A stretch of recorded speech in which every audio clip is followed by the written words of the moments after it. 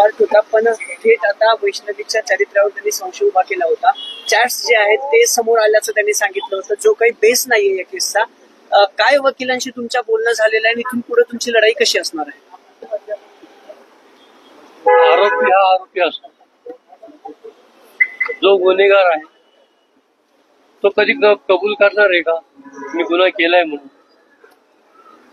आमची मुलगी गेल्यानंतर आम्हाला न्यायदेवतेवरती विश्वास आहे.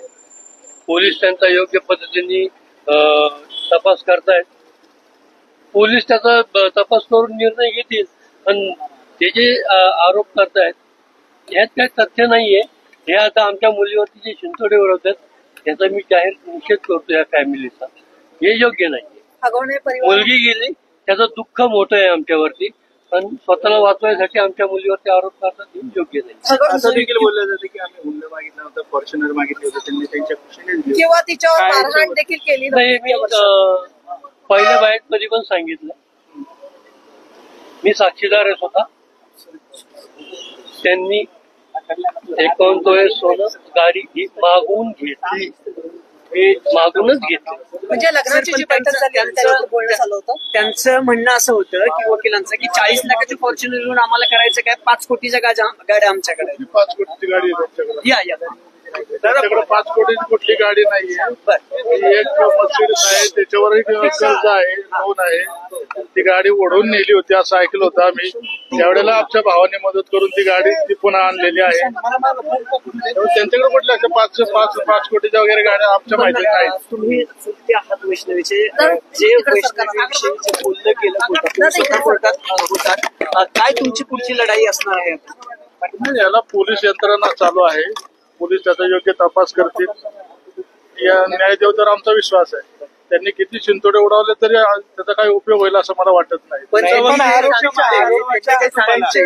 वकील जे आहेत ते असं वाटतं का तुम्हाला तुमच्या प्रकरणात? आमचे वकील आमच्या ह्याच्यात सक्षम आहेत. त्यांनी जे सांगितलं त्यांच्या वकिलांनी की अशा प्रकारचे चॅटिंग जे आहेत ते सापडलेले होते आणि हे सगळं कसपटे कुटुंबांना देखील सांगितलेलं होतं. त्या वेळोवेळी सांगण्याचा प्रयत्न केला गेला, समजवलं होतं, तिथे मोबाईल काढून घेतलेले होते. अजिबात असा काही प्रकार झालेला नाही. तिचा मोबाईल कधी काढलेला नाही. त्यांनी काढून घेतला असतं तर आम्हाला माहित नाही. कसपटे कुटुंबांनी काढून घेतला. आम्ही कशाला काढून घेऊ? आम्ही आमच्या मुलीला मोबाईल दिलेला आहे ना. सर्व देतो, आम्ही मोबाईल कशा करता काढून घेऊ? नाही, पण आता सगळ्यात महत्वाचं असं आहे की या सगळ्या प्रकरणात तुम्ही बाळाला आणायला गेलेले होते तेव्हा निलेश चव्हाणनी बंदूक दाखवली नाही, त्यांनी बाळ सांभाळलं, त्यावेळेस तुम्ही कुठे गेला असा युक्तिवाद झाला असं त्यांचं म्हणणं आहे. म्हणजे मुलीचा अंतिम विधी झाल्यानंतर त्यांनी मुलांची कस्टडी घेतलीच नाही, त्याच्यामुळे निलेश चव्हाण आम्हाला यांना फोनही आला होता की तुमची मुलगी घेऊन जा, आम्ही आणून द्या म्हटलं. तेच बोलतील आता. वैष्णवीचा मृत्यू हा 16 तारखेला झाला. 17 तारखेला 7:30 वाजता सकाळी करिश्मा आगवलेंना मी स्वतः फोन केला. तुम्हाला पुढे काय ते त्याचं रेकॉर्डिंग मिळत असेल तर बघा. तर त्यावेळेस तिला मी फोन करून स्वतः सांगितलं, लहान मूल आहे, त्याला तुम्ही वाकडला वैष्णवीच्या आई वडिलांचं सुपूर्द करा म्हणून. ती म्हणली मामा ठीक आहे मी सुपूर्द करते, पण तिथं आम्हाला काय कोण काय करेल का? म्हणलं तुम्ही जर काही केलंच नसेल तर तुम्हाला घाबरायची काय गरज? त्याला बाळाला तिथं वैष्णवीच्या आई वडिलांचं माझं बोलणं फोनवर बोलणं. मग काय केलं? मग ते म्हणतात की मग तुम्ही त्यावेळेस बाळाला का घेतलं? त्यांनी आणून दिलं तर आम्ही घेतलं असतं. बाळ त्यांच्याकडून. निलेश त्यांचं म्हणणं आहे निलेश चव्हाणनी बंदूक. निलेश चव्हाणचा विषय वेगळा आहे, ही विषय वेगळा बोलतो. तुम्ही नाही ते त्यांचं म्हणणं नाही. त्यातच प्रकरणात ते म्हणले की निलेश चव्हाणकडे बाळ होतं तेव्हा कसपटे बाळ आणायला गेले तेव्हा त्यांनी बंदूक वगैरे काय लावली नाही, ते बाळाचं संगोपन केलं असं त्यांच्या वकिलांचं म्हणणं आहे. असं काही झालंय का? आम्ही त्या बाळ आणायला आम्ही नव्हतो गेलो. ऐका ना, आम्ही नव्हतो गेलो. राजेंद्र हगवणे यांचे थोरले बंधू जयप्रकाश हगवणे, त्यांची मुलगी मारणे, ह्या दोघांनी फोन करून आम्हाला सांगितलं मुलगा रडतंय, तुम्ही त्याला घेऊन जा. म्हणजे तुम्ही माझ्या घरी या. मग आम्ही त्यांच्या घरी गेलो, जयप्रकाश हगवणेंच्या घरी आम्ही गेलो. मग त्यांनी आम्हाला त्या व्यक्तीच्या घरी नेलं, निलेश चव्हाणच्या घरी नेलं. त्यांना म्हणलं तुम्ही आम्हाला आणलंय तिथं तर तुम्हीच बाळ आम्हाला घेऊन द्या. त्यांच्या वकिलांचं म्हणणं आहे की ते हगवणे जे आहे ते पैशावाले होते. त्यांनी कसपटेंनी म्हणजे वैष्णवीनी तिचं हक्क सोडपत्र लग्न झाल्यानंतर यांना करून दिलेलं आहे. बिल्डरला काही जागा देण्याच्या संदर्भात दिलेलं आहे. त्याच वेळेस त्यांनी पैसे मागितले असते मग, असं त्यांचं म्हणणं आहे. काय मागणी करत त्यांनी काय मागणी केली? एक लक्षात घ्या, हे लव्ह मॅरेज आहे. लव्ह मॅरेज आहे ना, यांनी लव्ह मॅरेज एकतर्फी केलं का? मुलीवर जो तुमचा संशय नव्हता, मग त्या मुलीची 2 स्थळं का मोडली तुम्ही? मग तुमचं लव्ह मॅरेज होतं, मग तुम्ही त्यांच्या पैशावर बघूनच लव्ह मॅरेज केलं ना. एकतर्फी, त्या मुलीचं एकतर्फी प्रेम होतं, त्यांचं प्रेम नव्हतं, यांचं प्रेम सगळं पैशावर होतं. पण सर मेन मुद्दा असा आहे ना की चारित्र्यावर संशय घेतला गेला, हे चुकीचं आहे. स्वतःला वाचवण्यासाठी ते करतात. नाही थांबा, हे तुम्ही बोलताय काय नेमकं हे सगळं झालं होतं. दादा या साईडला या. मध्ये या, मध्ये.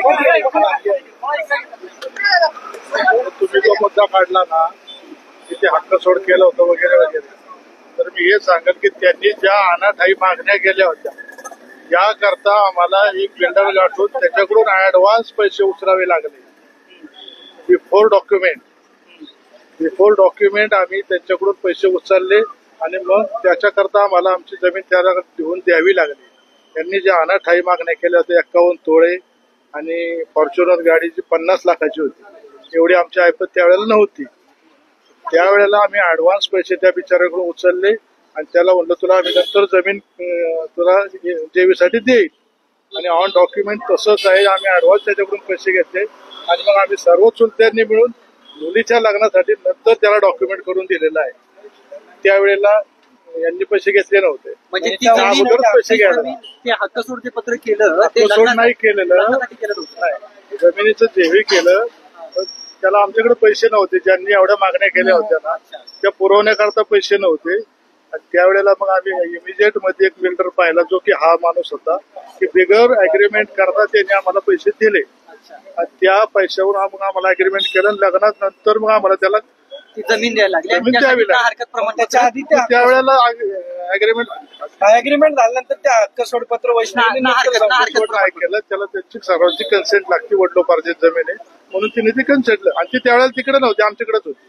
आता त्यांनी पुढे आणून नाही ती घ्यायचं. म्हणते की आम्ही चरित्र हनन करतात येते की ती चार्ट सापडले, तिचे मोबाईल जप्त तिचे मोबाईल केले, जप्त आणि ज्यावेळेस तिने आत्महत्या केली त्यावेळेस 4-5 लोक घरामध्ये नव्हते असं त्यांचं म्हणणं आहे. आणि नवरा बायकोला 2-3 काना खाली लावल्या म्हणजे हरासमेंट होत नाही असं त्यांचं म्हणणं आहे. खाली मारल्याच्या नंतर एवढ्या 30 गुन्हा निघतात का हो, असं त्यांच्या वकिलाचं म्हणणं आणि शब्द चार्ट सापडला असं ते म्हणतात.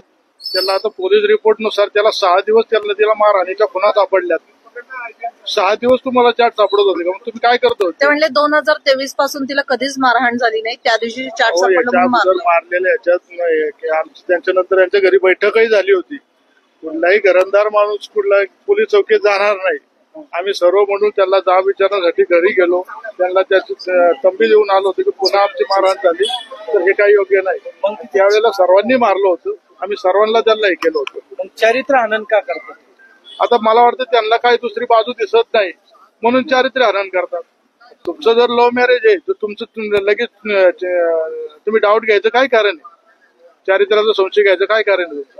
तुमचं लव्ह मॅरेज आहे ना, तुम्हाला एकमेकांवर विश्वास नाही का? जर विश्वास नव्हता तर तुम्ही कशाला लग्न केलं? याचा अर्थ तुम्ही पैसे पाहूनच लग्न केलं असंच म्हणावं लागेल ना.